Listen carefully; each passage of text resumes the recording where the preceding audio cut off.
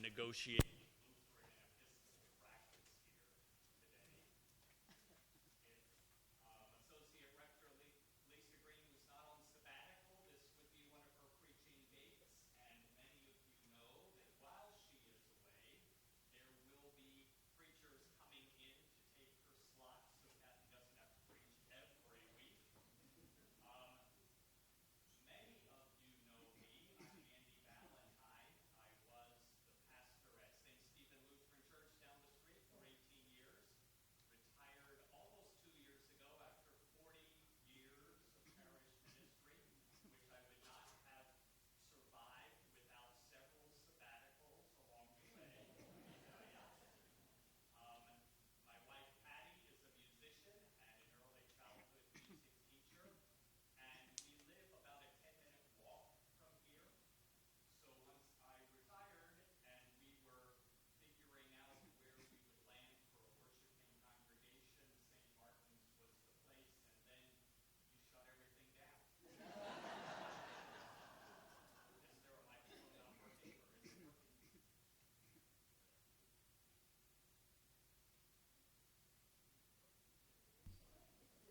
I think you hear it. Does that make a difference? Yes. Okay.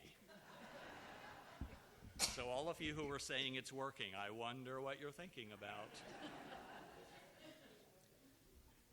So I'm just really glad to be here with you.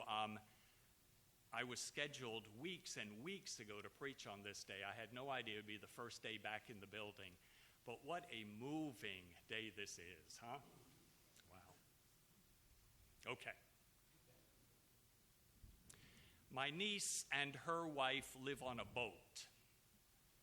A few weeks ago, they were docked in Portsmouth, and one night, Patty and I took dinner to them on their boat. Of course, when we saw them, we had to enter into the negotiations that all of us have been having to do in past weeks. You know what that is, right? Mask or no mask. According to the CDC, since Patty and I are fully vaccinated, we don't have to wear masks around other adults, but would Rachel and Sarah be comfortable with that? As it turns out, there was only a moment of awkwardness. To interject some lightness, I said, well, we're all in the same boat having to negotiate this every time. You got it before I did, actually. I wish I could say I was witty enough to have used that phrase on purpose. But we were literally in the same boat. In the story we read this morning from the Gospel of Mark, the disciples are in the same boat with Jesus. On that day when evening had come, Jesus said to them, "Let us go across to the other side." And leaving the crowd behind, they took him with them in the boat, just as he was. Other boats were with him. There's lots of strange stuff in this story. We'll get into it in the Bible study afterwards. A great windstorm arose, and the waves beat into the boat so that the boat was already being swamped. Well, how does it feel to be in the same boat together back here in the building? Feels pretty good, doesn't it? Yes. There is danger in being back inside, you know. Over the past months, even our worship has been outside these walls, which means out in the world. When the pandemic first hit and churches closed their buildings, a colleague took advantage of that to say, the church is not closed, the church is deployed. I love that. We do gather for worship. This is the central weekly activity that we engage in as the community that the Spirit has called together. But the church is us out in the world, doing our ministries in the place where God has put us, among the people that we work with and live with and play with. That's where we are church. I loved the reminders of that when we were worshiping outside, the sound of the cars going by on Jamestown Road. I remember a couple of weeks ago, Kathy said, let's take a few moments of silence, and right then a plane came over. It was as if the world was saying, you're not going to forget. I loved people walking on the sidewalk, peering through the bushes. What are those people doing down there? Why is that person in front wearing those funny clothes? Out there, our worship was a witness to the world. I worry that we think this is church, what we're doing right now, gathering in the air conditioning, closed off from the mission field, which is where? Beyond those doors that happen to be closed. I'm not saying I have anything against air conditioning. You understand that, right? The church as a boat has long been a helpful image. As we, the church, navigate the course that God sets for us in the world we all live and work in and play in. In years past, in fact, there was actually a Danish Lutheran custom of hanging a wooden model of a boat from the ceiling to remind worshipers of that as they entered the worship space. So think of us in the same boat of the church together. And think of what has happened since the last time we worshiped in this space. Think of how rough the water has been. Think of the storm of COVID-19 that has killed nearly 4 million people and debilitated untold others, even as here in America it has further divided us politically. How can it be that mask wearing has become a sign of political identity instead of a public health measure? George Floyd's murder unleashed the storm of protest against police violence against black and brown people. Even many white folks have come to recognize the crisis. The past presidential election and its aftermath is proving to be a continuing destructive storm, including the first ever display of the Confederate battle flag by insurrectionists in the United States Capitol building, and a significant number of Americans thinking the election of President Biden was illegitimate because his predecessor continues to say it was stolen from him. Well, I am proud that this parish named for St. Martin has courageously sailed straight into these storms. We are reaffirming the mission, the founding mission of this parish, following the course of God's desires according to the witness of the Bible. I remind you that justice is a biblical word. In fact, it is a primary theme in the Bible. When we read what the Bible actually says, we find God's call for justice over and over again, because without fail, God takes the side of those who are suffering, those who are oppressed, those who suffer from poverty and injustice and violence. So that metal sign out on Jamestown Road right next to the church sign, that witnesses to everyone driving past this parish that we pay attention to the God of the Bible.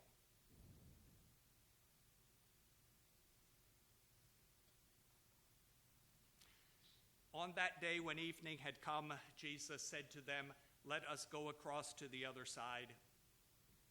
And leaving the crowd behind, they took him with them in the boat, just as he was. Other boats were with them. A great windstorm arose, and the waves beat into the boat so that the boat was already being swamped. I loved to tell this story to the children at the St. Stephen preschool.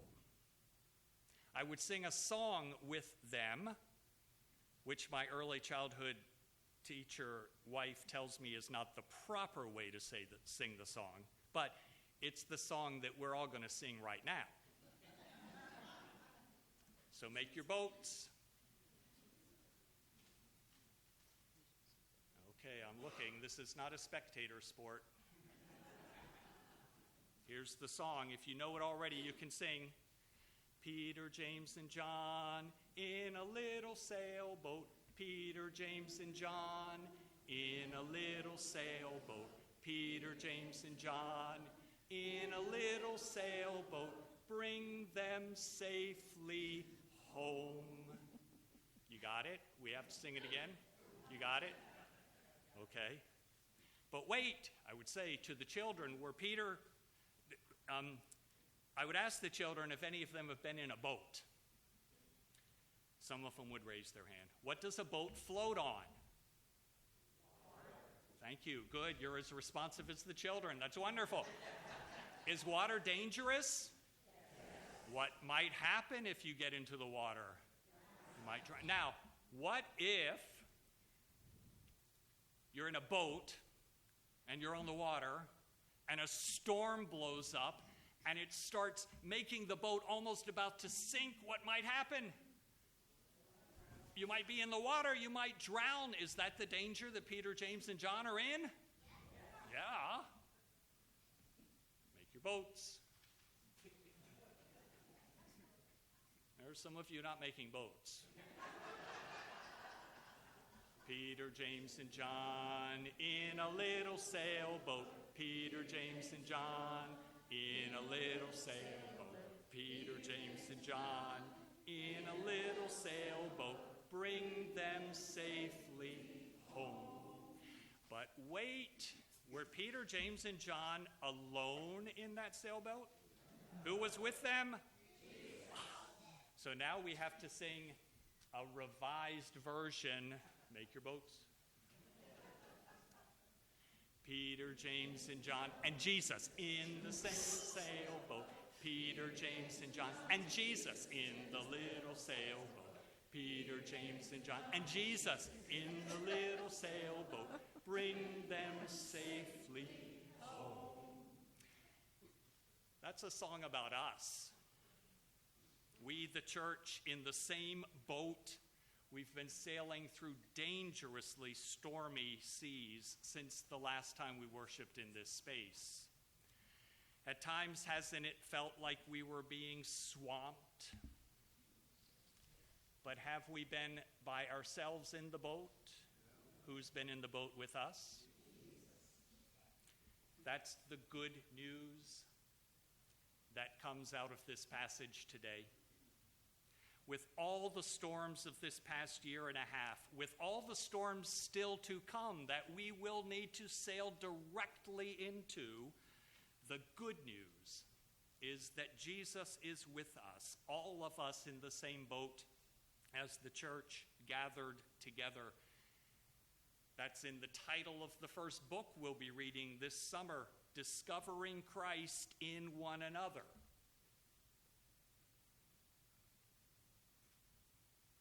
On that day when evening had come, he said to them, "Let us go across to the other side."